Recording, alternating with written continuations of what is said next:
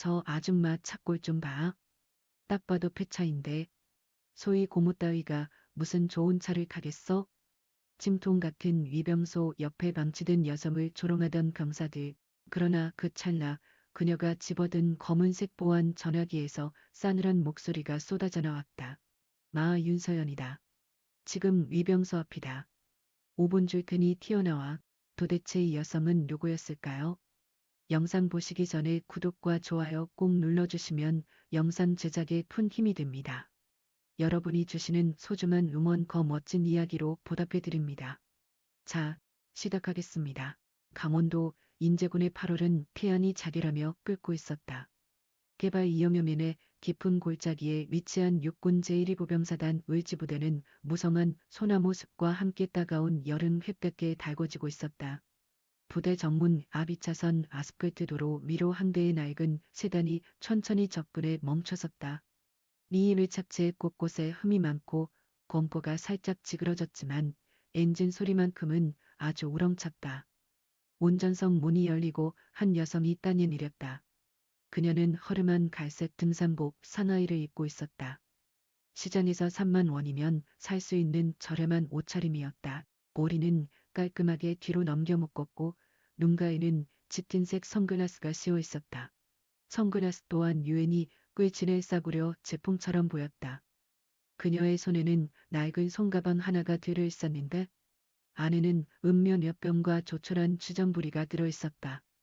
겉으로 보기에는 휴일의 아들이나 조카를 보러 온 소박한 아주머니 한눈이 뿐이었다. 미지레의 이름은 윤서연이었다. 올해 48살인 그녀는 현재 육군 본부 정보작전에서 근무하는 현역 중장이었다. 어깨에 별이 3개 박힌 장군이라는 뜻이었다. 대한민국 육군에서 중장은 군단장이나 육군 본부의 주요 요직을 맡는 고위 장성이었다. 게다가 그녀는 특수전 사령부예야 707 특수임무단 출신이었다. 대테러 진압과 특수카격 임무를 수행하는 최정예 부대에서 15년을 근무했고 소령 시절 아프가니스탄 파병 당시 작전 중 적 진지에 홀로 침투하여 인질 4명을 구출한 이력도 있었다. 그 공로로 충무무 고문장을 받았고 이후 고속 승진을 거듭하여 사육의 나이에 별 3개를 달게 되었다. 군 역사상 최연소 여성 중장이라는 타이틀을 가진 전설적인 인물이었다. 하지만 오늘만큼은 그녀는 오직 조카를 만나러 온 석가란 고모의 따름이었다. 미녀의 조카인 김민준 소위는 현재 경기도 이천을 모부대에서 소대장으로 근무 중이었다. 육군 사관학교를 졸업한 지 몇 달밖에 되지 않은 초임 장교였다. 윤서연 중장은 서울에서 이천으로 가는 길에 인제를 들어가기로 했다. 예전 자신이 초급 장교 시절 근무했던 124단을 한번 살펴보고 싶었기 때문이었다. 그리고 무엇보다 요즘 부대의 실태가 어떤지 직접 눈으로 점검하고 싶었다. 최근 육군 본부에는 일선 부대의 기간 회의에 대한 첩보가 자주 올라오고 있었다. 미니 간부들의 근무 태만과 병사관리 부실에 대한 민원이 늘고 있었다. 정문 앞 위병소로 접근하는 윤서연 중장의 발걸음은 은밀하고도 안정적이었다. 특수부대에서 배운 보법이 몸에 밴 탓이었다. 그녀는 미병소 앞에 서서 간을 엿보았다. 미병소 안에는 2명의 병사가 근무 중이었다. 한 명은 최일병이라는 명찰을 달고 있었고 다른 한 명은 정산병이었다. 최일병은 의자에 삐딱하게 걸터 앉아 있었고 정산병은 휴대폰 게임을 하고 있었다. 둘 다 군인의 자세와는 거리가 멀어 보였다. 윤서연 중장이 위병소 창고 앞에 섰지만 두 병사는 그녀를 신경 쓰지도 않았다. 이 최일병은 입안에서 껌을 짝짝 씹었고 정산병은 여전히 휴대전화 화면만 응시하고 있었다. 한참이 지나서야 최일병이 고개를 들었다. 그는 윤서연 중장을 위아래로 훑어보았다. 그의 시선에는 노골적인 무시가 담겨 있었다. 낡은 차에 허름한 등산복 차림의 중년 여성을 보는 그의 눈빛은 짜증난다는 표정으로 가득했다. 신분증. 최일병은 말끝도 제대로 맺지 않고 손을 까딱였다. 예의나 기본적인 존댓말조차 없었다. 윤서연 중장은 아무 말 없이 가방에서 신분증을 꺼내 창고 위에 올려놓았다. 최일병은 신분증을 집어들고 대충 훑어보았다. 면회 왔어요? 그의 말투는 여전히 반말에 가까웠다. 윤서연 중장은 침착하게 대답했다. 네. 김민준 소위 면회 왔습니다. 그 말을 들은 정상병이 고개를 들었다. 그는 동료인 최일병과 눈을 마주치더니 킬킬대며 웃음을 지었다. 민준 소위요? 걔가 여기 왜 옵니까? 번지수 잘못 찾으셨는데요. 윤서연 중장은 여전히 차분한 목소리로 답했다. 미천에 있어서 가는 길에 잠시 들렀습니다. 제가 예전에 여기서 근무했었거든요. 그 말을 들은 최일병이 코웃음을 쳤다. 그래요? 그럼 그냥 가시면 되잖아요. 여긴 놀러 오는 곳이 아닌데. 미성상병이 거들었다. 소위 고무신에 쏘가리네 왕고모 둘은 서로 낄낄대며 비웃었다. 묘소위는 장교 중에서 제일 낮은 계급에 속했다. 계급자는 금색 마른 모 한 개였다. 부대원들 중 일은 김민준 소위가 가난한 집안 출신일 거라 멋대로 단정 짓는 일이 덜어 있었다. 전혀 사실무근인 낭설이었으나 몇몇 병사들은 그런 험감으로 간부들의 권위를 깎아내리려 했다. 김소희 고모라면 수준 딱 나오지. 착고라지 봐라. 왜 폐차 직전 아니냐. 최일병이 말해 정상병이 낄낄대며 갚였다. 20년은 됐겠네요. 저거 박물관에 가야 하는 거 아니에요? 조 병사는 문 앞에 서 있는 윤서연 중장을 아랑곳하지 않고 그녀와 조카를 대놓고 비웃었다. 윤서연 중장은 미동조차 하지 않았다. 허나 짙은 선글라스 귀에 감춰진 눈매가 서늘하게 가라앉았을 뿐이었다. 그녀는 오랜 고인 생활 동안 이와 유사한 스모를 수도 없이 겪어왔다. 여자라서 약해 보여서 혹은 행색이 남루하다는 이유만으로 과시받는 일은 이 바닥에서 비일비재 있다. 그러나 그녀는 모욕을 묵묵히 감내하고 오호진 능력으로만 돌파해왔다. 최일병은 신분증을 창고 밖으로 툭 던지며 짜증을 냈다. 면회 접수처는 저쪽이라니까요. 반대 가세요. 윤서연 중장은 신분증을 챙겨 넣으며 차분히 물었다. 방문객을 위한 대기실은 어디에 있나? 정상병이 컵짓으로 구석을 가리켰다. 저쪽 컨테이너 쓰시죠? 냉반 안 됩니다. 저 죽을 것 같아도 우린 모릅니다.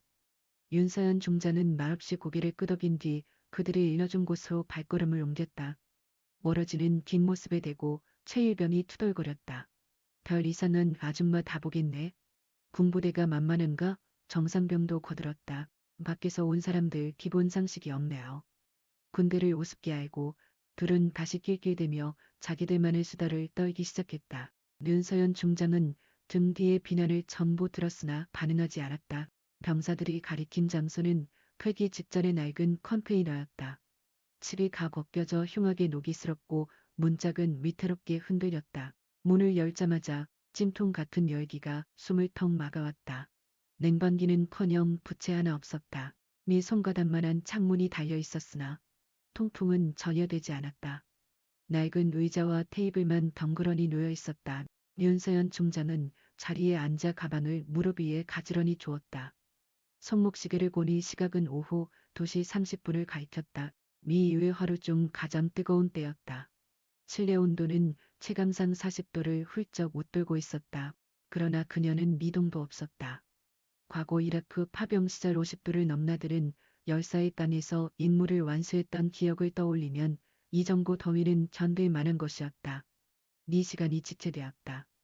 30분이 흐르고 또다시 30분이 속절없이 지났다. 여전히 찾아오는 사람은 없었다. 미병소 근무자들은 그녀가 찜통 속에서 고통받고 있음을 뻔히 알면서도 의도적으로 방치하고 있었다. 도리어 그들은 시원한 근무지에서 냉커피를 들이키며 낄낄대고 있었다. 오후 3시 30분이 넘어가자 무시의 정도가 심해졌다. 최일병이 동료와 나누는 잡담 소리가 벽을 넘어 생생하게 들려왔다. 야, 정상병. 저 여자 선글라스 봤냐? 짝퉁 티가 확 나더라. 그래요? 있어 보이려고 쓴 건가? 뻔하지. 김소인의 형편에 무슨 명품이야? 길거리 좌판에서 헐값에 산 거겠지. 둘은 킬킬대며 그녀를 비웃었다. 윤서연 중장은 찜통 안에서 그들의 조롱을 가만히 듣고만 있었다. 사실 그녀의 선글라스는 이탈리아 장인이 만든 진품이었다. 몇 해 전 낳고 연합훈련을 성공적으로 마치고 귀국하던 길에 고만에서 큰맘 먹고 산 물건이었다. 물건의 진위는 중요치 않았다. 문제는 지금 위병소 근무자들이 보여주는 훈련은 태도였다. 그들은 민간인 관문객에게 지켜야 할 최소한의 예절조차 망각하고 있었다. 오후 4시가 넘어서자 도를 넘는 행동이 이어졌다. 이해변이 컨테이너 앞으로 다가왔다. 그는 문을 휙 열고 안을 훑어보며 비하는 댔다. 아줌마 아직 안 갔어요? 여기서 집까지 가려면 지금이라도 고습하러 가야 하는 거 아닙니까? 윤서연 중장은 선글라스 귀에서 그를 응시했다. 면회 허용 시간이 언제까지인가? 오후 5시까지인데 걔까지 가려면 꽤 걸리잖아요. 그건 내가 알아서 할 일이다. 미스감은 대놓고 짜증을 부렸다. 그럼 뭐 타러 버티고 있습니까? 우리 피곤하게 만들지 말고 그만 가시죠.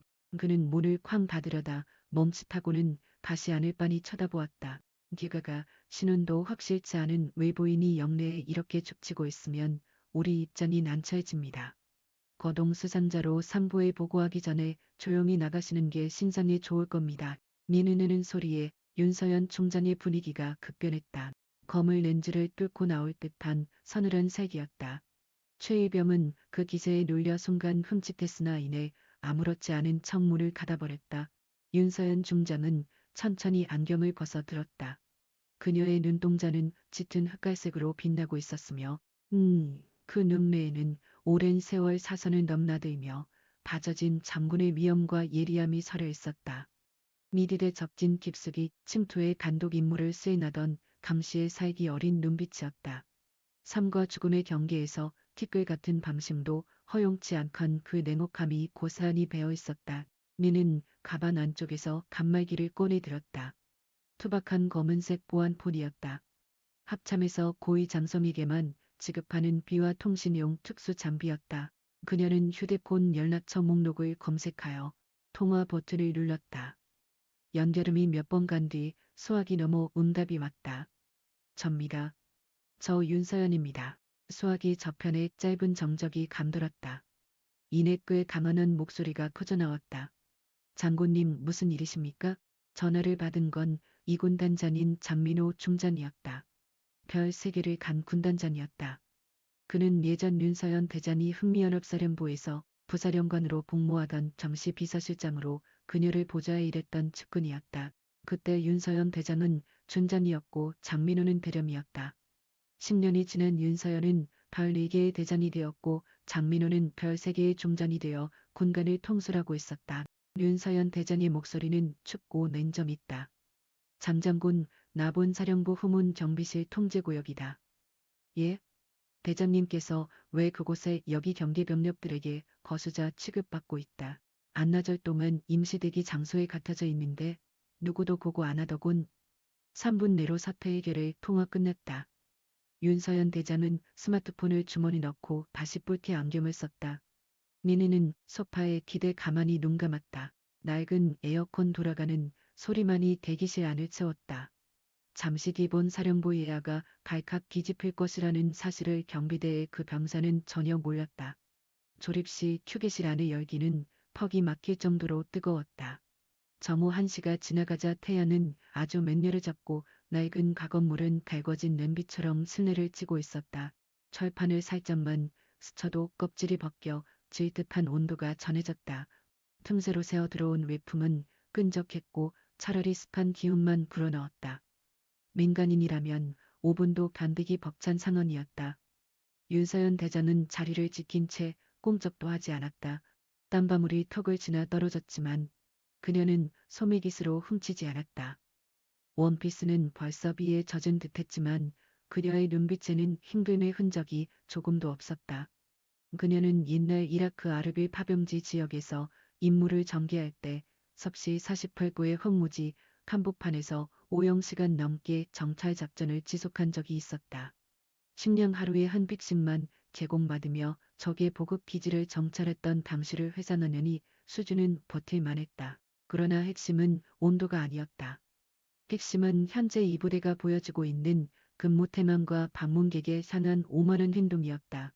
군대는 조국을 섬기는 곳이었다. 매 시민의 혈세로 봉급을 받으며 시민의 안전 위하여 총기를 쥘 자격을 허락받은 군인들이었다. 하지만 현재 후문 경비실에서 복무하는 대원들은 그 본분마저 상실하고 있었다. 일반인을 멋대로 논하고 비웃으며 급기야 적으로 여겨 겁박까지 하고 있었다. 경비실에서 또 한 번 잡담 소리가 새어왔다. 최일병과 정상병은 아직도 자기들끼리 낄낄대고 있었다. 야 최일병. 근데 아까 저 아줌마 쓴 안경 봤냐? 니 봤죠? 왜요? 척 봐도 짝퉁 같지 않냐? 비싼 메이커인 척하는데 마크가 좀 조잡하던데. 최일병이 비웃듯댔고 했다. 뻔하게 짝퉁이죠. 중대장 이모가 뭔 명품을 알겠쇼? 동대문 시장 가면 5,000원에 널려있는 거 아닙니까? 그래. 나도 저렇게 생각했네.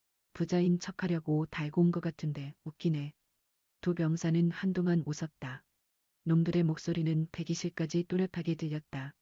나눔이 하나도 되지 않는 것 무렵기 때문이었다. 윤서연 대장은 놈들의 잡담을 한 단어도 흘리지 않고 듣고 있었다. 그녀가 쓴 보안경은 이태리 명품 브랜드 물건이었다. 가격이 9억만 원이 넘는 물건이었고 4년 전 파병 복귀차 영국에 갔을 때 런던 히스로 국제공항 면세점에서 구매한 것이었다. 그때 같이 훈련에 동참했던 영국 소련이 그녀에게 주려고 했었지만 그녀는 점잖게 거절하고 돈 내고 구매했었다. 그러나 그런 점은 중요하지 않았다. 가령 진짜로 싼 값에 가짜 보안경들을 썼다 해도 그것이 비난받을 명분이 되어서는 안 되었다. 인간의 품격은 걸친 옷이나 쓴 장비로 품가름 나는 것이 아니었다. 더군다 군인이 방문객을 저런 잣대로 판단하고 헐뜯는 짓은 확실한 범죄였다. 정상병의 말소리가 다시 들려왔다. 근데 최일병 저 아줌마 정말 이상하지 않아? 신분도 확실찮고 여기 왜 왔는지도 수상하고 그러니까 면회 온다면서 왜 굳이 여기 오는 거야? 수원 가려면 서울에서 바로 쏘는 게 나은데 설마 간첩 아닐까? 근래 북측에서 공작 요원 많이 보낸다는데 최일병이 심각한 척 반응했다. 그럴 수도 있네. 우선 이따가 지휘 통제실 보고는 해야 할 것 같네. 신분이 증명되지 않은 사람이 부대 근처 맴도는 건 보고 사항이잖아. 그래. 우리가 보고 안 하면 나중에 우리가 영창 갈 수도 있어. 부 병사는 진심으로 윤서연 대장을 위험적인 사람 의심하기 시작했다. 놈들의 얘기는 점점 더 엉뚱한 방향으로 흘러갔다. 일반인 한 명을 간첩으로 만들어내는 과정이 너무나 쉽게 진행되고 있었다. 올바른 된 신원 조회도 없이 고작 옷차림과 말투가 이상하다는 이유만으로 놈들은 윤서연 대장을 잠재적 공작 요원 확정 짓고 있었다. 윤서연 중장은 가만히 선글라스를 쥐었다. 그녀의 눈은 짙은 흑색이었고 그 속에는 50년간 묵힌 여윤과 기백이 조용히 서려 있었다. 최정희 요원 시절 적진에 홀몸으로 잠입해서 작전을 진행할 때의 그 눈빛이었다. 일말의 두려움도 없이 고지를 향해 돌진하던 장수의 눈이었다. 미승사의 기로에서 무겁게 결단을 내리고 부하들의 안전을 보장했던 지휘관의 눈이었다. 그 눈동자 앞에서는 어떤 가식도 숨쉬지 못했고 어떤 핑계도 통용없었다. 그녀는 품 안에서 휴대전화를 집었다. 투박한 보안 전말이었다. 육군본부에서 고위 간부들에게만 허락하는 비화용 통신기기였다. 시중 휴대전화와는 틀려 모든 통화 기록이 암호화되어 저장되었고 위치 추적도 허용치 않았다. 익정이는 국방보안 인증 로고가 전멸하고 있었다. 그녀는 입력된 11명 중에서 한 사람을 골랐다. 익정이는 장민호 소장이라는 글자가 찼다. 연결음이 같다.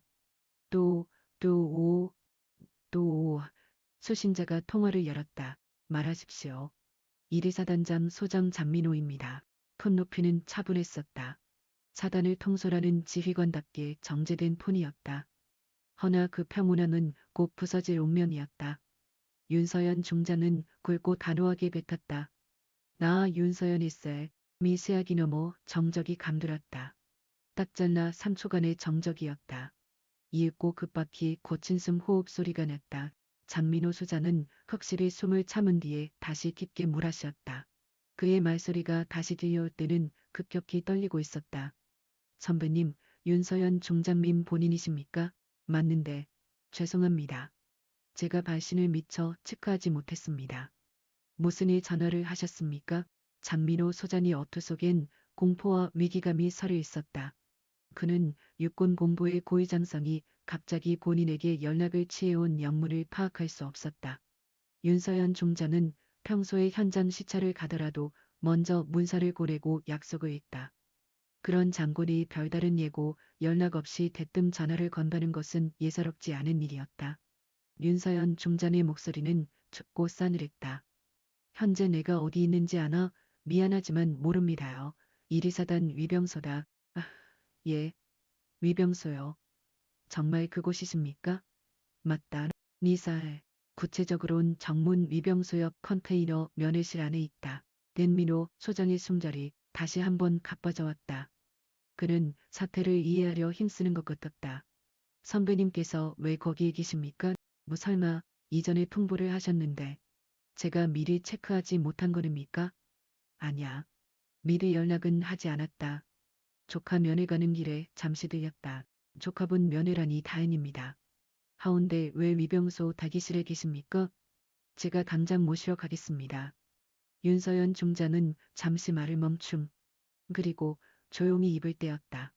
장 소장, 나는 현재 내부대 병사들에게 간첩 대우를 받고 있다. 예. 지금 뭐라고 하셨습니까? 정문 위병소에서 보초서는 최일병과 정상병이 나를 수상적은 사람로 취급하고 있다. 신분이 확실찮다며 간첩 신고를 하겠다고 엄포했다.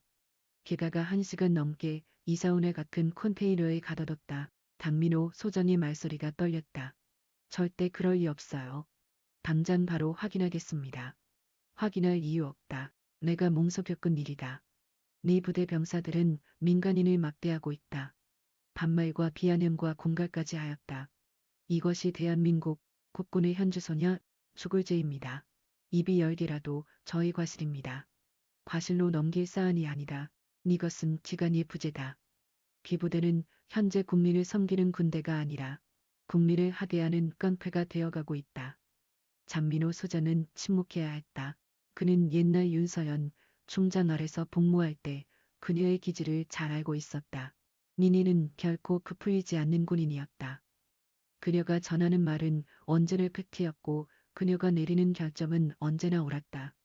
설사 그녀가 현재 이런 말을 뱉고 있다면 진짜로 위중한 일이 터진 셈이었다. 윤서연 중장은 쉼없이 더 말했다. 나는 현재 운동복을 입고 있다. 똥차차를 끌고 왔다. 비싼 선글라스를 꼈지만 네 부대 병사들은 그것이 짝퉁이라 무시했다. 내 조카가 소이라는 까닭에 집안이 흙수저라 낄끼댔다.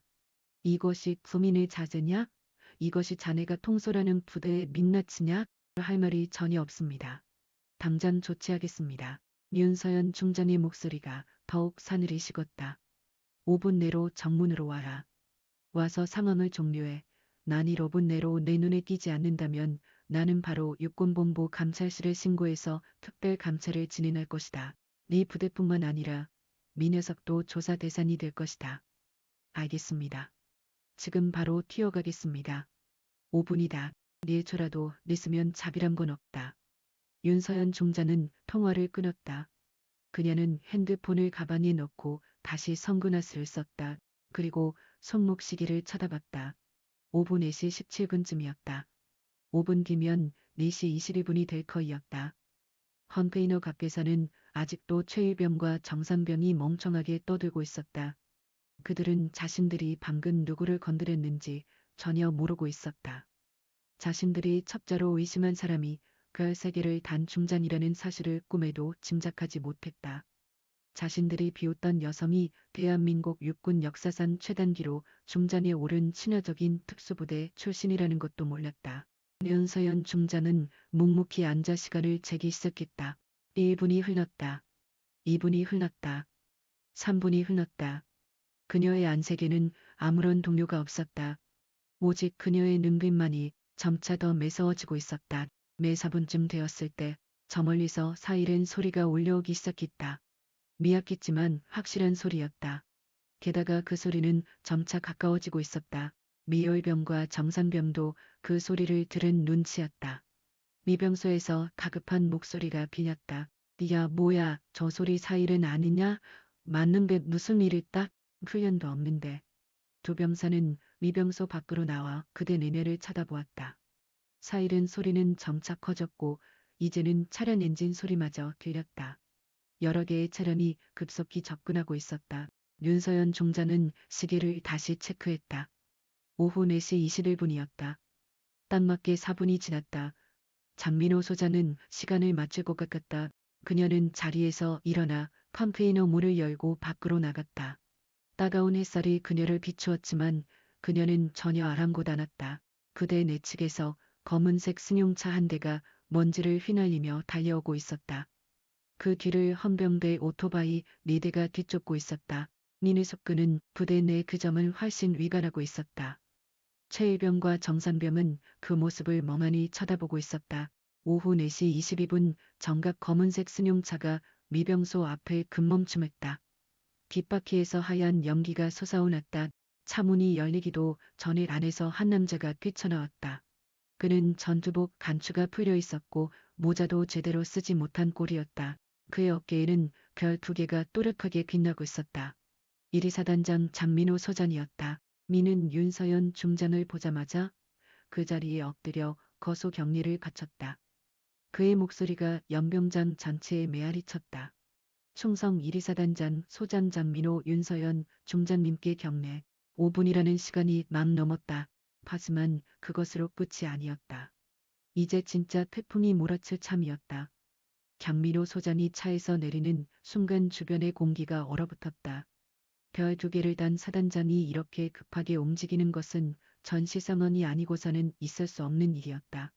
그의 전투복 단추는 2개가 어긋나 있었고 오른쪽 가슴 명찰도 비뚤어져 있었다. 허리춤의 전투화 끈도 제대로 매이지 않은 꼴이었다. 평소 복장 착용에 철저하기로 유명한 그가 이런 모습으로 나타났다는 것은 상언이 얼마나 위급한지를 말해주고 있었다. 니는 차에서 내리자마자 사방을 둘러보았다. 내 시선이 컨테이너 대기실 앞에 서 있는 윤서연 중장을 포착했다. 평범한 등산복 차림에 검은색 선글라스를 쓴 그녀는 여전히 침착한 태도로 서 있었다. 하지만 그 침착한 뒤에 숨겨진 서늘한 분노를 장민호 소장은 느낄 수 있었다. 그는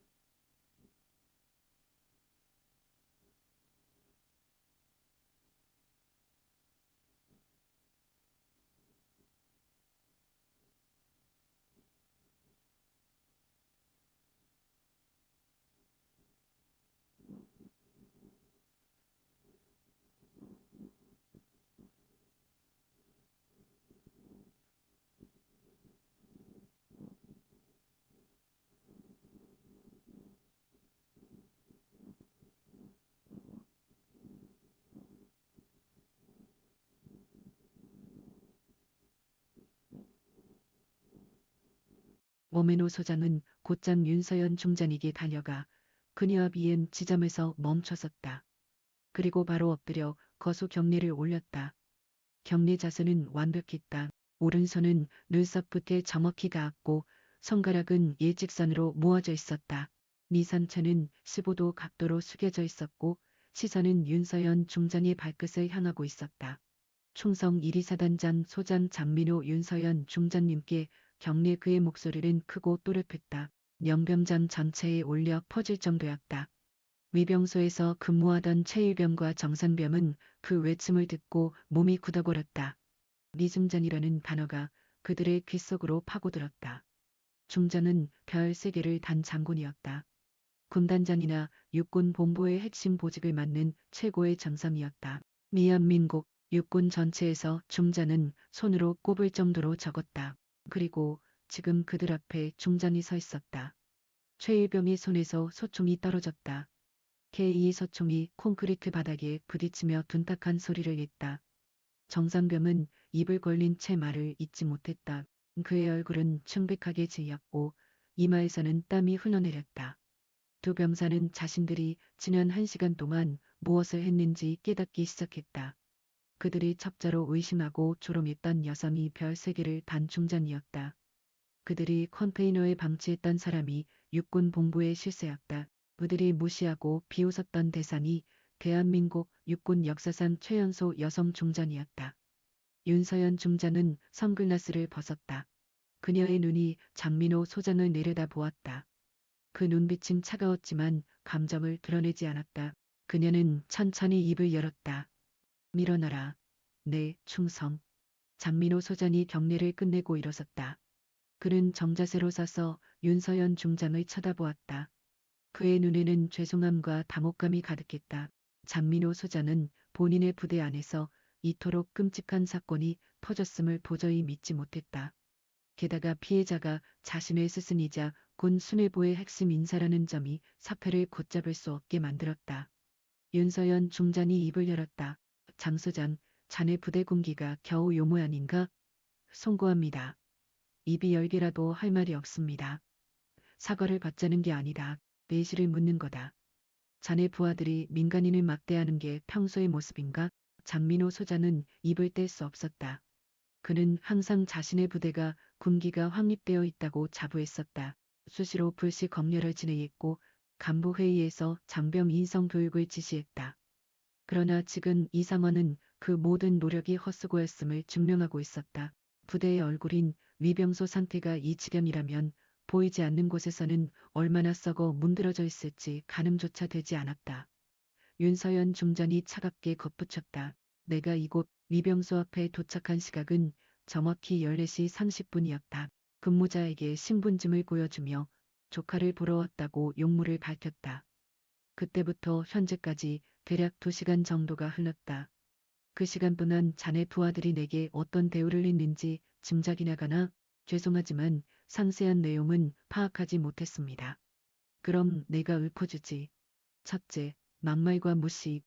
둘째, 조카가 초급 장교라고 집안 형편을 운운하는 모여. 셋째, 내 선글라스가 쩍퉁이라며 낄낄거린 조소. 넷째, 사우나 같은 대기실에 1시간 이상 감근. 다섯째, 거동 수상자로 몰아체포하겠다는 것 봐. 이게 자네 부대의 현 주소다.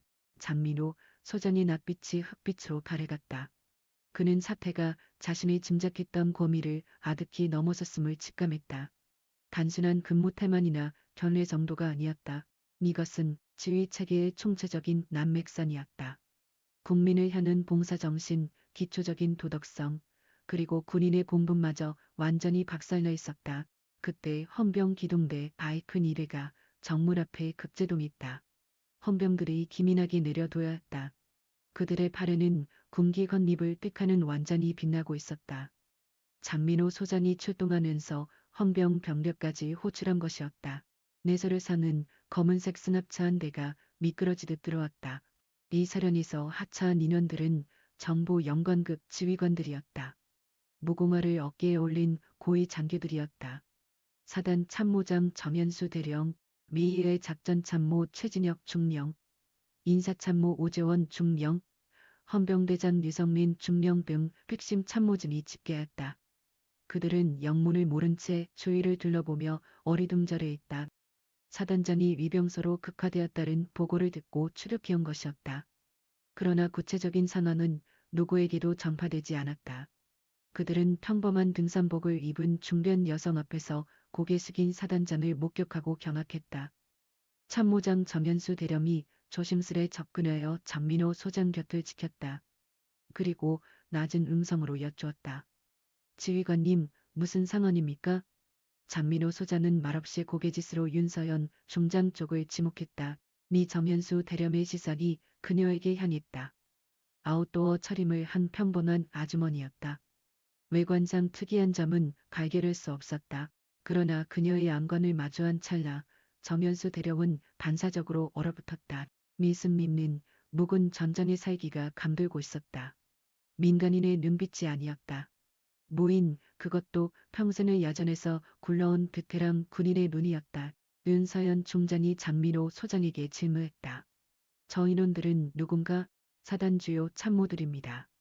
참모장 정연수 대령, 내의의 작전참모 최진혁 중령, 인사참모 오재원 중령, 헌병대장 류성민 중령입니다.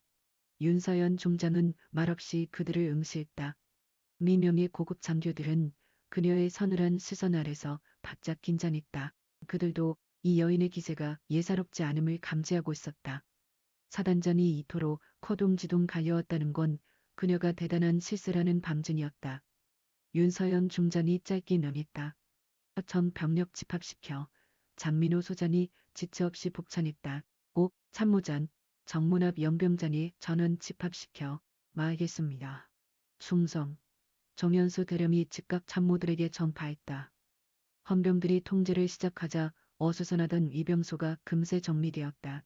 최일병과 정산병은 여전히 제자리에 못 박힌 듯 떨고 있었다. 그들은 본인들의 운명이 어떻게 될지 직감하고 있었다. 군 조직에서 장성급에게 불경을 저질렀다는 건 영창 그 이상을 의미했다. 더구나 그들의 행위는 과실이 아닌 악의적인 괴롭힘이었다. 윤서연 중장의 시선이 두 병사에게 고정되었다. 그녀의 눈길이 최일병을 스치자 그는 한계에 가다른 뜻바닥으로 허물어졌다. 크치가 마비된 듯했다. 정상병 역시 핏기 없는 얼굴로 버머리가 되어 있었다. 그들의 입술은 경련했고 공공은 공포로 인해 심하게 흔들렸다. 윤서연 중장은 병사들을 외면하고 장민호 소장을 재차 응시했다. 장소장, 이 병력들의 직속 지휘관은 누구지? 미병조장은 이치련대 일대대 소속 심주미입니다. 영내대기 중입니다. 호출해. 알겠습니다. 장민호 소장이 참모장에게 신호를 보냈다. 정연수 대령이 무전으로 호출 명령을 하달했다. 5분이 채 안 되어 한 명의 젊은 장교가 급하게 달려왔다. 다이아몬드 2개를 간 중이었다. 명찰에는 서영호라고 쓰여 있었다. 그는 영문을 짐작하지 못한 채 장민호 소장 앞에 섰다. 이치련가 일대대 중위 서영호 차단장님께 신고합니다. 장민호 소장이 그를 노려보며 물었다. 심중이 위병소 인원 관리 책임은 자네 건가? 예, 맞습니다. 그럼 금일 위병소에서 어떤 일이 있었는지 말해라. 서영호 주민은 긴장했다. 그는 오늘 위병소에서 별다른 일이 없었다고 판단하고 있었다. 그는 하루 2번씩 초소를 확인했지만 아무런 문제를 찾아내지 못했었다. 보고합니다. 금일 위병소 근무관은 특이 사안이 없었습니다. 윤서연 중장이 싸늘히 물었다. 특이 사안이 없었다고 서영호 주미가 비로소 그녀를 쳐다보았다. 그는 누가 말을 하는지 몰라 어리둥절해했다. 하지만 장민호 소장과 참모장이 그녀 곁에서 경직된 태도로 서 있는 것을 보고 그녀가 대단한 사람이라는 것을 짐작했다. 윤서연 중장이 잇따라서 물었다. 민간인을 간첩으로 보고 컨테이너에 가둬둔 게 특이 사안이 아닌가? 느수미의 안색이 하얗게 변했다. 죄송합니다. 그런 일이 있었는지 몰랐습니다. 몰랐다니 이 지휘 아래 있는 병사들이 민간인을 감금했는데 몰랐다고 하는 게 말이 되나? 뇌서영호 주민은 대꾸하지 못했다. 그는 떨리는 목소리로 물었다. 실례지만 누구신지 여쭤봐도 되겠습니까? 장민호 소장이 대신 답했다. 아, 육군본부 작전참모 윤서연 중장님이시다. 민전이라는 단어를 듣는 순간 서영호 중위의 다리가 힘없이 풀렸다. 그는 바닥에 무릎을 꿇고 머리를 숙였다. 별세기를 단 중장 앞에서 자기는 다이아몬드 2개의 중위에 불과했다. 계급 차이는 하늘과 땅만큼 컸다. 윤서연 중장은 그를 굽어다 보며 말했다. 일어나라. 무릎 꿇는 것으로 해결될 일이 아니다. 서영호 주미가 떨리는 다리로 일어섰다. 윤서연 중장은 주위를 둘러보았다. 이제 정문 앞 광장에는 이르며 명예 간부들과 헌병들이 모여 있었다. 모두가 긴장한 표정으로 있었다. 그들은 무슨 일이 벌어지고 있는지 정확히 알지 못했지만 심상치 않은 분위기는 느끼고 있었다. 윤서연 중장이 장민호 소장에게 일렀다. 장 소장, 지금부터 특별 조치를 시행한다. 첫째, 위병소 근무 병사 2명은 당장 보직 해임하고 영창 보내라. 둘째, 미병소장인 심주민은 보직 해임하고 대기 발령하라. 셋째, 이들을 관리 감독하는 대대장과 연대장도 불러라. 넷째, 육군본부 감찰실에 연락하여 이리사단 전체에 관한 특별 복무 점검을 요청하겠다. 장민호 소장은 고개를 숙였다. 명령대로 시행하겠습니다. 윤서연 중장의 목소리가 더욱 사늘이 가라앉았다. 아, 이것은 시작일 뿐이다. 정문에서 이런 일이 벌어진다면 부대 안에는 더 많은 문제가 숨어 있을 것이다. 나는 끝까지 찾아낼 것이다. 8월의 뜨거운 오후 태양 아래에서 124단 지휘부는 무너지고 있었다. 그리고 그 중심에는 별 3개를 단 한 여성 장군이 서 있었다. 윤서연 중장은 정문 광장 한가운데 서서 다시 한번 휴대전화를 꺼냈다. 검은색 보안 전화기의 화면이 켜졌고 그녀는 저장된 연락처 중 하나를 골랐다. 전면에는 육군본부 감찰실장이라는 이름이 떴다. 신호음이 2번 울린 뒤 상대방이 전화를 받았다. 육군본부 감찰실장 준장 류시연입니다. 별 1개를 간 준장의 목소리는 차분해 보였다. 감찰실장은 육군 전체의 복무기관과 비리를 감시하는 핵심 보직이었다. 윤서연 중장은 간결하게 말했다. 나 윤서연이다. 지금 강원도 인제 124단에 와 있다. 중장님 무슨 일이십니까? 124단 전체에 관한 특별 복무 점검을 지시한다. 오늘 당장 감찰팀을 파견하라. 인원은 최소 1여여 명 이상. 조사 범위는 전 부대. 중점 항목은 병생활, 물자관리, 예산 집행. 아울러 간부 복무 기간이다. 류시연 준장의 목소리가 경직됐다. 나 알겠습니다. 그런데 특별한 사유가 있으십니까? 정문 위병소에서 민간인 학대 사건이 발생했다. 병사들의 기간이 완전히 무너져 있다. 요 정도면 부대 내부에 더 큰 문제가 숨어 있을 가능성이 크다. 전수 조사하라. 명령대로 시행하겠습니다. 출발 시간은 언제 합니까? 지금 당장. 늦어도 이 시간 안에 도착하라. 네, 충성. 윤서연 중장은 전화를 끊고 장민호 소장을 응시했다. 사단장의 얼굴에는 절망감이 스쳐 지나갔다. 감찰실의 특별 점검은 군대에서 가장 무서운 조치 중 하나였다. 감찰팀이 들어오면 부대의 모든 기록이 샅샅이 조사되었다.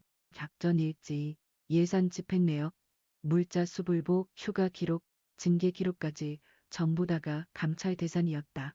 그리고 한번 문제가 발견되면 연쇄적으로 다른 문제들이 터져 나오기 마련이었다. 윤서연 중장이 이었다. 장 소장 조카를 불러라. 예? 조카분 말씀이십니까? 김민준 소위 여기 소속 아닌가? 니네 소장은 잠시 어리둥절해했다. 김민준 소위는 이천의 다른 부대 소속이었다. 하지만 그는 감히 관문하지 못하고 참모장에게 눈짓했다. 오면서 대령이 난처한 듯 말았다. 중장님, 김민준 소위님은 카 부대에서 복무 중인 걸로 알고 있습니다만 윤서연 중장이 입을 열었다. 그래, 터나 오늘 근처 부대로 면회오기로 했으니 아마도 근처를 지나고 있을 것이다. 연락해서 즉시 오라고 해라. 알겠습니다. 뇌선연수 대령이 주머니를 뒤져 김민준 소위에게 전화를 걸었다. 용건은 금방 전해졌다. 김민준 소위는 현재 위치가 30분 안쪽 거리라며 최대한 빨리 이동하겠다고 답했다. 윤서연 중장은 말없이 손목시계를 바라보았다. 오후 5시였다. 여전히 빠갑게 내리쬐으나 산자랑 밑으로 어둑한 그늘이 깔리기 시작했다.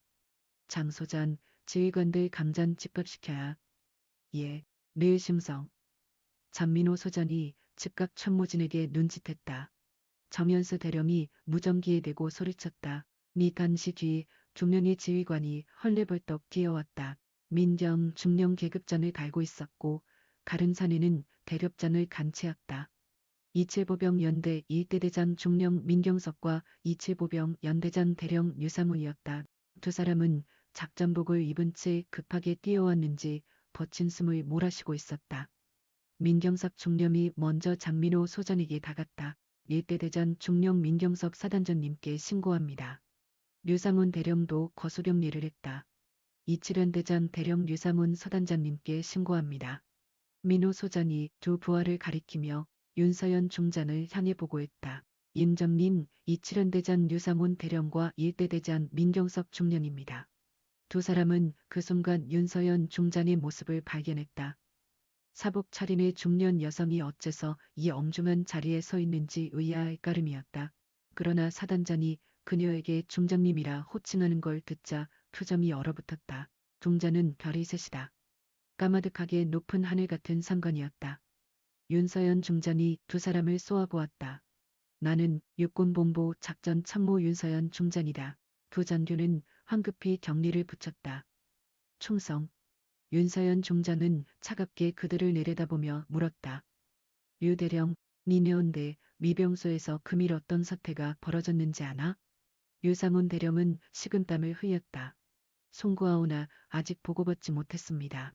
보고가 없었다니 간의 부하들이 민간인을 간첩 취급하며 가혹한 일을 저질렀는데 그걸 몰랐다는 게 감명이 되나? 류상훈 대령이 안색이 흑빛이 되었다. 민간인 가혹한 일아니요. 정말 그런 이유 가서 자네 두 눈으로 똑똑히 봐라. 윤서연 중장이 컨테이너 각스를 손끝으로 갈겼다. 류상훈 대령이 가급히 뛰어가 문을 열어젖혔다. 내부는 사우나처럼 후끈거렸다. 바닥엔 땀방울이 흥건했고 낡아빠진 의자만 놓여 있었다. 창문도 거의 없어 숨조차 쉬기 힘든 구조였다. 유상훈 대령은 내부를 살핀 뒤 밖으로 나왔다. 그는 믿을 수 없다는 듯 경악한 표정이었다. 이런 곳에 사람을 가뒀단 말입니까? 냉방 시설 하나 없는 찜통 속에 1시간이나. 류상훈 대령은 고개를 떨구었다. 할 말이 없습니다. 윤서연 중장의 시선이 민경석 중령에게 꽂혔다. 민 중령, 자네는 지휘관으로서 경계 근무지 감독을 소홀히 했다. 자네 부하 서영호 중위가 책임자인데 정작 그 녀석은 병사들의 만행을 까맣게 모르고 있더군. 미개 지휘관의 쾌도냐? 민경석 중령은 입을 뗄 수 없었다.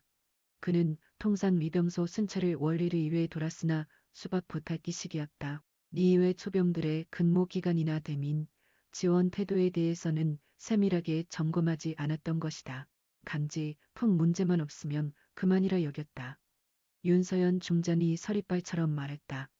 금시초문부로 너희 둘을 직위 해제한다. 보직 해임이야. 장 소장이 후임자를 뽑을 때까지 현부대 복귀는 불허하며 본부에서 근신하도록 해라. 루 지휘관은 사색이 되었다. 보직 해임 조치는 장교에게 있어 사형 선고나 다름없는 치욕이었다. 진급 누락은 물론이고 군인으로서의 명예가 실추되는 일이었다. 허나 변명은 불가능했다. 지휘 책임 소홀이 너무나 뚜렷했습니까? 내내 검은 사단 한 대가 미병소를 통과해 들어왔다. 매사한 인물은 앳된 얼굴의 장교였다. 소위 계급전을 간 청년이었다. 김민준 소위였다. 그는 25의 나이로 금년 육사를 갓 졸업하고 임관한 심참 소대장이었다. 먼칠한 키에 가부진 체격을 지니고 있었다. 그는 심상찮은 공기를 감지하고 어리둥절해했다. 가을들이 즐비한 고위장교단이 도열해 있었으니 놀랄 만도했다. 윤서연 중장이 조카를 불렀다. 김민준 소위, 넵, 민민준 소위가 달려와 거수격리를 했다. 윤서연 중장은 조카의 복장 상태를 점검했다. 다림질이 잘된 전투복과 광이 나는 군화가 보였다. 부착물 위치도 정확했다. 군인다운 절도 있는 자세가 마음에 들었다. 네가 민준이냐? 예, 그렇습니다. 내가 네 고모 윤서연이다. 김민준 소위가 토끼 눈을 떴다. 고모님이 장군인 줄은 알았으나 이런 식의 대뇌는 예상 밖이었다. 하물며 사단장급 지휘관들이 도열한 자리에서 마주칠 줄은 꿈에도 몰랐다. 아, 고모님, 여긴 어인일이십니까? 너 면을 가던 차에 잠시 들렀다. 헌데 미 고모가 여기서 간첩소를 들었네. 김민준 소위는 어리둥절한 표정을 지었다. 윤서연 중장이 자초지종을 이야기했다. 김민준 소위의 표정이 차갑게 식어갔다. 고모가 초병들에게 당한 수모를 생각하자 가슴속에서 억누를 수 없는 화가 났다. 허나 그는 표정을 굳게 유지해있다. 장교란 항시 냉정함을 잃지 않아야 함을 알았기 때문이다. 윤서연 중장이 조카를 보며 했다. 민준아, 금일이를 뼈에 새겨둬라. 계급이 높다고 범한이 행동해서는 안 된다. 허나 계급이 냈다고 비굴해져서도 절대 안 된다. 백심은 네가 어떤 군인인가이다. 실력으로 증명해 보여라. 알겠습니다. 또한 너는 장본의 피부치다. 그것은 혜택이 아니라 무게다. 남들보다 10배 더 고생하고 100배 더 바르게 행동해야만 한다. 알겠나? 네, 명심하겠습니다. 문서연 중장은 미소를 짓고는 조카의 옷깃을 고쳐주었다. 그러고는 장민호 소장을 바라봤다. 장 소장, 잠시 환복을 좀 하겠다. 공간을 내어줄 수 있겠나? 당일합니다. 재단을 편하게 쓰시면 됩니다. 됐다. 가까운 빈 회의실이면 족하다. 장민호 소장이 참모장에게 눈짓했다. 정 대령이 윤서연 중장을 옆 건물로 모셔갔다. 구석에 있는 낡은 회의실이었다. 윤서연 중장은 트렁크에 있던 짐을 풀었다. 각이 잘 잡힌 정복 한 벌이 놓여 있었다. 그녀는 부대를 나설 때부터 만약의 사태를 예감하고 미리 예복을 준비해 두었었다. 잠시 뒤 윤서연 중장이 모습을 드러냈다. 그녀는 비로소 완벽한 지휘관 형태였다. 짙은 녹색 정복 위쪽에는 훈장불이 빛나고 있었다. 보국 훈장, 무공 훈장, 표창 등 수많은 영예로운 징표들이 그녀의 가슴 위에서 번쩍이고 있었다. 무엇보다 압도적인 것은 양어깨 위의 계급장이었다. 금비판 위에 별셋이 찬란하게 번득이고 있었다. 미세계의 별은 정삼각형 모양으로 위엄있게 놓여 있었다. 정모 중앙에도 별셋이 박혀 있었다. 연병장에 서 있던 모든 인원들이 그녀를 주목하였다. 사복을 입었을 때와는 차원이 다른 각박감이었다. 저것이 참된 군인의 자태였다. 중장의 위엄은 생각보다 무거웠다. 장민호 소장마저 굳은 얼굴로 재차 격리를 붙여야 했다. 은지연 중장은 단상 쪽으로 걸어왔다. 그녀의 발걸음은 거침없었다. 오랜 세월 전장을 누비며 얻은 패기였다. 그녀는 도열한 장교들을 천천히 훑어보았다.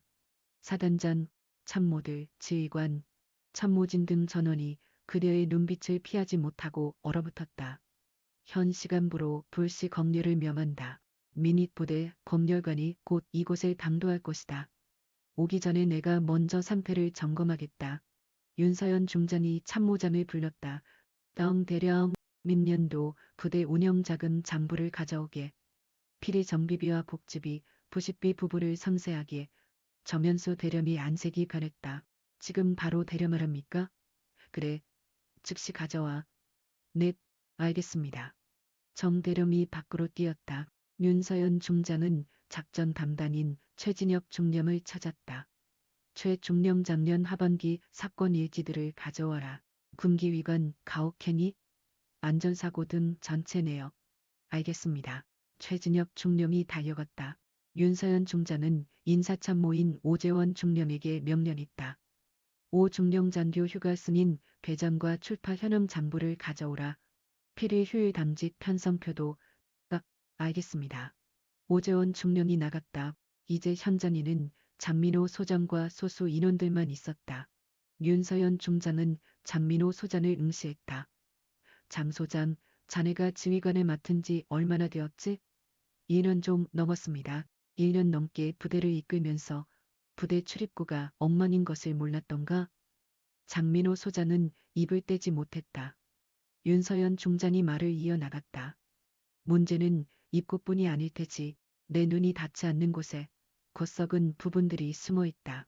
기름을 훔쳐서 이득 챙기는 하사관, 부식을 빼돌리는 관리관, 병력을 머슴처럼 부리는 지휘관.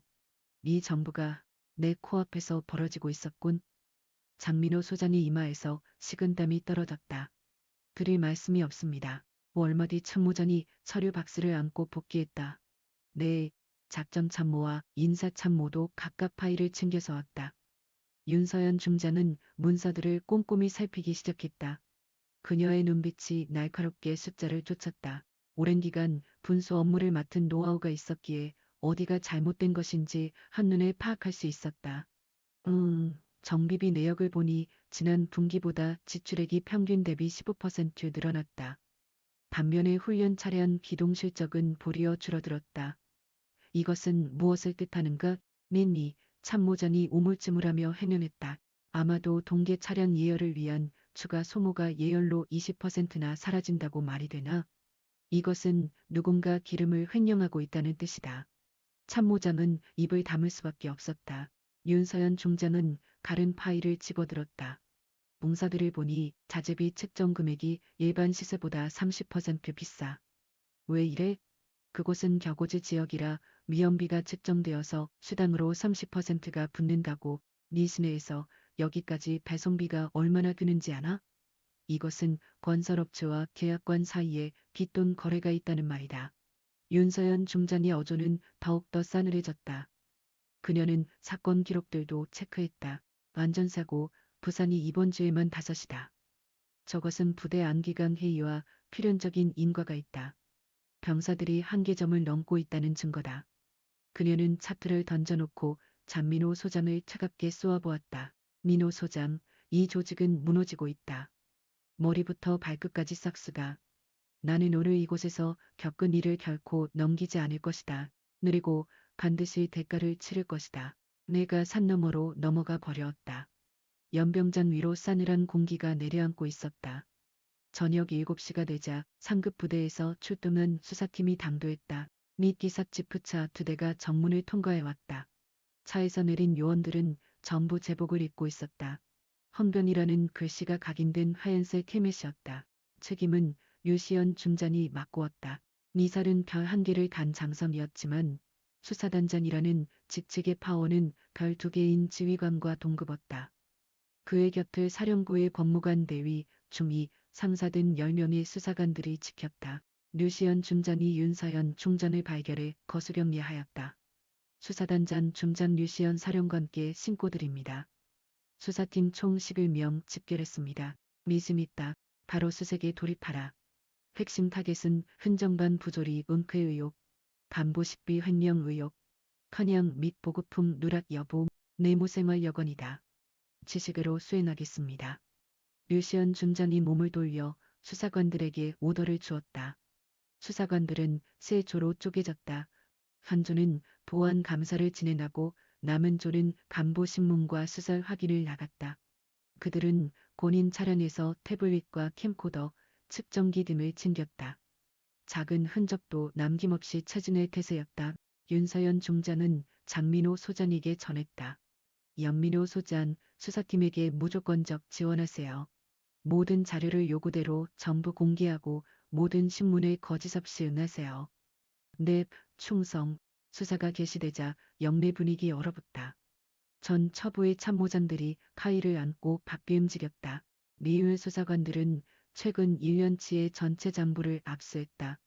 법인 카드 내역, 부대 출입 기록, 피복 부속품 청구 서류, 뇌송기 불출대장, 고충 상담 일지, 징계 의결서까지 전부 다 압수 품목이었다.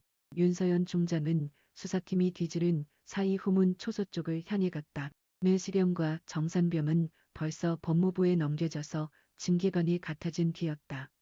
초소와는 정만만 흘렀다. 그녀는 근무지 안을 꼼꼼히 훑어보았다. 바닥에는 라면, 찌꺼기가 눌러붙어 있었고 구석진 곳에는 담배꽁초들이 수북했다. 선반 뒤에는 잡지책이 숨겨져 있었다. 니넷이 우리나라를 바치는 군부대의 현실이었다.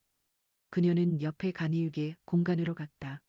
문을 밀고 들어가자 꿉꿉한 땀 냄새가 코끝을 찔렀다. 그녀는 조금 전까지 본인이 있었던 그 자리에 도로 앉았다. 여기에서 그녀는 화가 났고 슬퍼했고 다짐했다. 이 조직을 엎는다고? 아니 군대 문화를 엎어버리겠다고. 2번은 저런 꼴이 재발하지 않게끔 하겠다고. 잠시 뒤 그녀는 휴게실 밖으로 나갔다. 장민호 소장이 뒤에서 그녀를 지켜보고 있었다. 그는 다가와 우려스럽게 물었다. 미사령관님 무사하십니까? 무사해. 그저 복잡할 뿐. 송구합니다. 제가 사단을 올바로 통솔하지 못해 저런 꼴을. 윤서연 중장은 말을 잘라버렸다. 반면은 집어치워. 핵심은 지금부터야. 자네가 조직을 어떻게 고칠 것인지 중요하다. 명심하겠습니다. 장민호 소장. 너는 옛날 내 팀에서 일할 땐 영밀한 군인이었다. 그런데 지휘관이 되더니 감을 잃어버린 것 같군. 현실을 보는 눈이 멀어버렸다. 매니저만을 믿고 진짜 병사들의 꼴을 보지 않았다. 장민호 소장은 고개를 떨궜다. 다 지간한 말입니다. 지휘관은 부하들의 표정을 봐야 한다. 녀석들이 어떤 고민을 하는지, 뭐가 아픈지, 어디가 고장난 건지 몸속였고 알아야 한다. 그래야 진짜 리더다. 알겠습니다. 윤서연 중장은 시간을 체크했다. 저녁 8시였다. 빛은 사라지고 부대 곳곳에 어둠이 깔려오고 있었다. 보안등이 드문드문 켜지기 시작했다.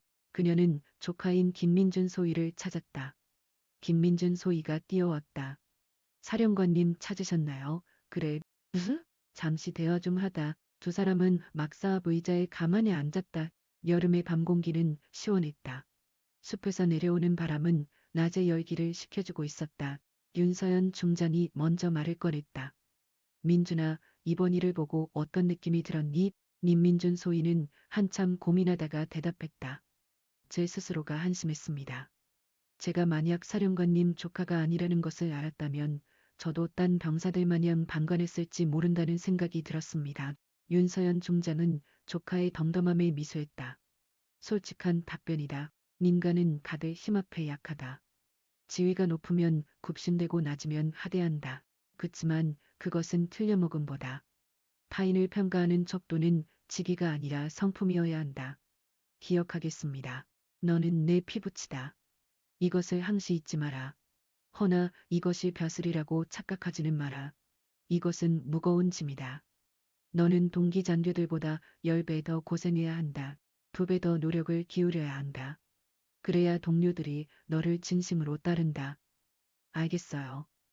결코 가문의 명예에 누가 되지 않겠습니다. 또한 명심해라. 병사들을 이끌 때 언제나 너 자신을 낮추며 행동하라. 네가 훈련병 때 어땠는지 떠올려라.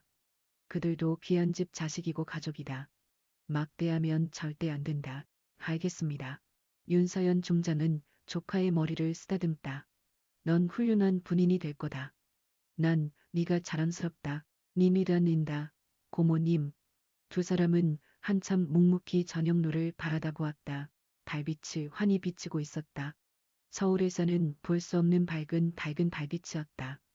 윤서연 중장은 어린 시절 오빠와 함께 달을 보던 추억이 떠올랐다. 오빠도 군인이었다. 걸프 전쟁에 파견됐고 이라크 전에도 참전했었던 투철한 군인이었다. 그는 나에게 늘 말했다. 군인은 달처럼 차야만 한다고 칠흑 속에서 빛을 비추는 등대가 되어야 한다고. 오후 9시가 되자 수사팀의 긴급 감사가 종료되었다. 류시연 중장이 윤서연 중장에게 관련 서류를 건넸다. 중장님 긴급 감사 내용을 보고드립니다. 탄약 불법 거래가 포착되었습니다. 지난 1년간 약 5천만 원가량의 탄약이 외부 유출된 것으로 파악됩니다. 피복비 횡령 정황도 발견되었습니다. 의류업체와 보급관리관 사이에 빚돈거래가 있었던 것으로 보입니다. 액수는 약 4천만 원입니다. 윤서연 중장의 눈매가 떨렸다. 책임자가 누구인가? 탄약건은 보급대 상사 서영호와 고철업체 사장 차민석이 결탁되어 있습니다. 피복권은 군수담당관 상사 권혁진아, 의류업체 이사 임재영과 연루되어 있습니다. 즉각하면 조치하라. 아울러 징계위원회 회부해. 예, 알겠습니다. 추가 보고는 없나?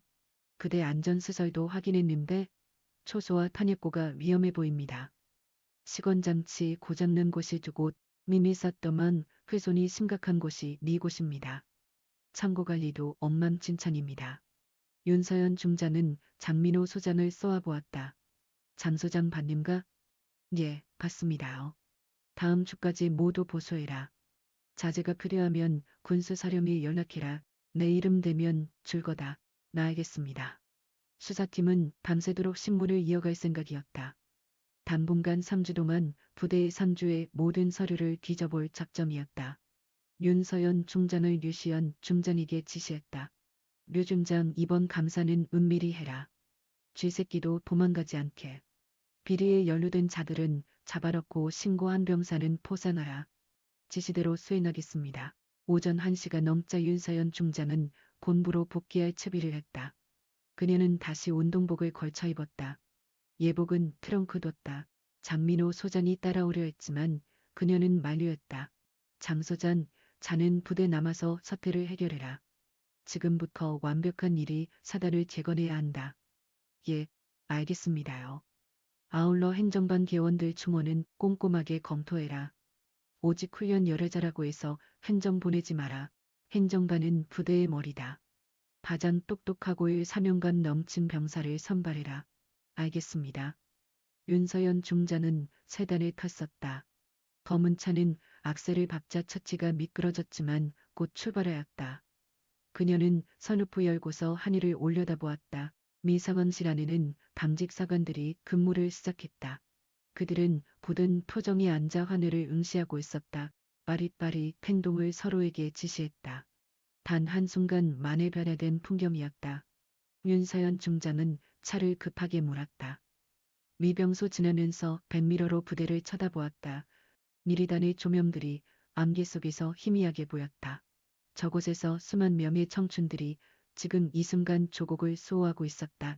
그들 중 대부분은 방금 일어난 일을 보고 저녁을 꿈꾸었을 것이다.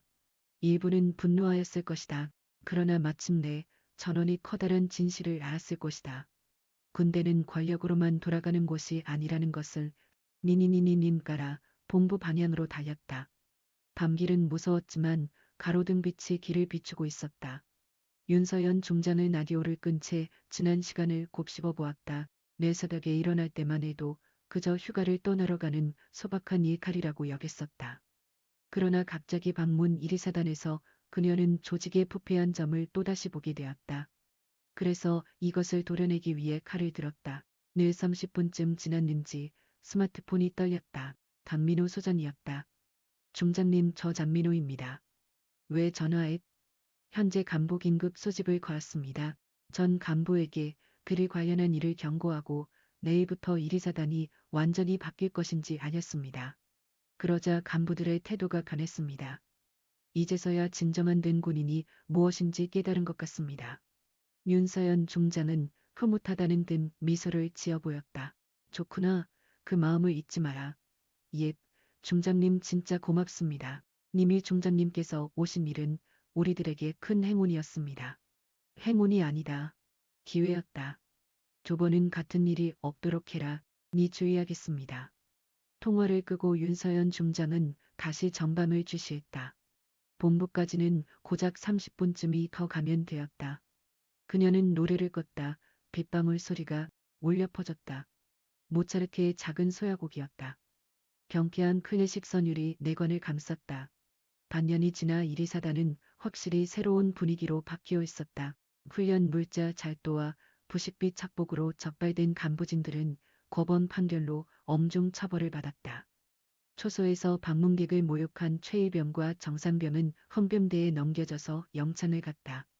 서영호 중위는 징계 처분 뒤 타부대로 전출되었다. 민경석, 중령과 류상훈 대령도 보직 해임되었다가 후방 부대로 자천되었다.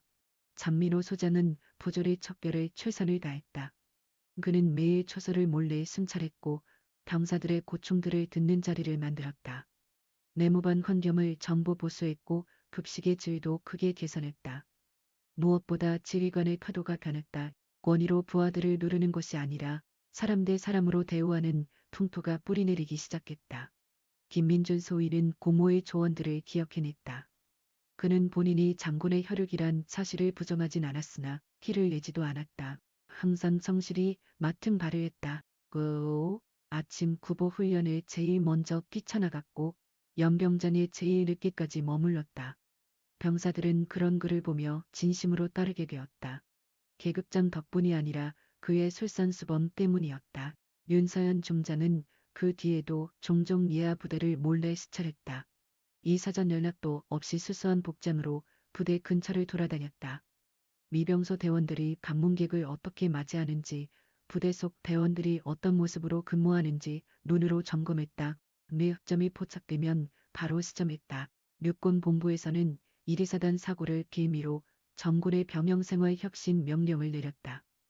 미병소 근무 전병에 의한 훈련을 늘려하고 방문객 응대 지침서를 다시 제작했다. 노후 시설 보수에도 자금을 투입했다. 특히나 병사들의 권리를 최우선으로 여기는 병영 문화를 조성하려는 시도가 계속되었다. 또한 그 한가운데는 윤서연 중장이 서 있었다. 제복이 별 3개를 단 그녀는 지금도 국방부 건물 4층 본인의 집무실에서 문서를 결제하고 있었다. 창 너머로는 고심의 풍경이 그림처럼 떴다. 수천만 개의 조명이 어둠을 몰아내고 있었다. 저 조명 하나하나가 우리나라 사람이었다. 저들이 타고나게 꿈꿀 수 있게끔 힘쓰는 것이 장군의 소임이다. 윤서연 중자는 창가의 기대의 밤하늘을 쳐다보곤 했다. 도심의 광의 탓이라 별은 잘 보이지를 않았다. 그러나 그녀는 깨닫고 있었다. 별은 항상 저 하늘에서 타오르고 있다는 사실을 눈에 안 띄어도 실제한다는 사실을, 또한 본인도 저런 사람이 되어야 한다는 사실을, 계급의 고하가 아닌 사람의 됨됨이로 대우받는 집단 두려움 아닌 믿음으로 돌아가는 부대, 국민을 보호하는 것만이 아닌 국민과 호흡하는 군대, 이것이 윤서연 중장이 바라는 자랑스런 육군이었다. 그녀는 경전이 박힌 별 3개를 쓸었다. 묵직했다. 그러나 그 중함만큼 영광스러웠다. 저 별들은 고작 계급을 과시하는 장식품이 아니었다. 수십 년 동안의 노력과 인맥에다가 미래에도 이어질 의무를 의미하는 것이었다. 윤서연 중장은 자리에 다시 착석해 문서를 펼쳐봤다. 매일 강장 처리할 암건이 태산같이 쌓여만 있었다. 그러나 그녀는 힘들지 않았다. 까닭은 그녀는 믿고 있었다. 본인이 맡은 건 하나하나가 더 멋진 군대를 세우고 더 강한 국가를 만드는데 보탬된다는 것을 날은 저물었지만 국방부 건물 4층에는 아직도 불이 켜져 있었다. 미가기에서 별 3개를 단 한 여자 지휘관이 나라와 시민을 위해 지금도 본인의 소명을 다하고 있었다. 이번 에피소드 어떠신가요? 타인을 외형만으로 평가하는 찰나 우리는 정말 중요한 것을 잃게 만듭니다. 참된 힘은 완전히 있는 것이 아니라 타인을 배려하는 태도에서부터 생겨납니다. 높은 위치에 오를수록 더 많은 의무를 지고 낮은 곳에서도 대우받아야 당연합니다. 이번 하루도 내 곁의 모든 이들을 존중으로 대하는 구독자가 되시길 빕니다. 다음 영상으로 또 돌아오겠습니다. 고맙습니다. 내용이 흥미로우셨다면 구독과 좋아요, 알림까지 설정하시고 내일도 즐겁고 보람찬 하루 되시길